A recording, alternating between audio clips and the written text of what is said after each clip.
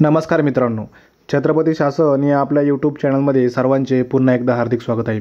मित्रांनो, आजचा व्हिडिओ कांदा उत्पादक शेतकऱ्यांसाठी अत्यंत महत्त्वाचा आहे, कारण कमी पर्जन्यमान व पाणी टंचाईच्या पार्श्वभूमीवर कांदा उत्पादन व लागवड यंदा विस्कळीत झाल्या होत्या। या पार्श्वभूमीवर नोव्हेंबर महिन्यात महाराष्ट्र दौऱ्यावर आलेल्या केंद्रीय पथकाने अहवाल सादर केल्यानंतर निर्यात बंदीचा निर्णय झाला होता।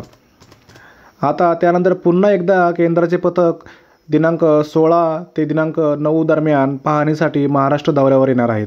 केंद्र सरकारचे कृषी व शेतकरी कल्याण विभाग आणि ग्राहक व्यवहार विभागाचे केंद्रीय पथक राज्यातील प्रमुख कांदा उत्पादक पट्ट्यात भेट देऊन रब्बी कांद्याचे क्षेत्र आणि अपेक्षित उत्पादन, लेट खरीप उत्पादन, प्रमुख बाजार समित्यांमधील कांदा आवकेची सद्यस्थिती पाहणार आहेत।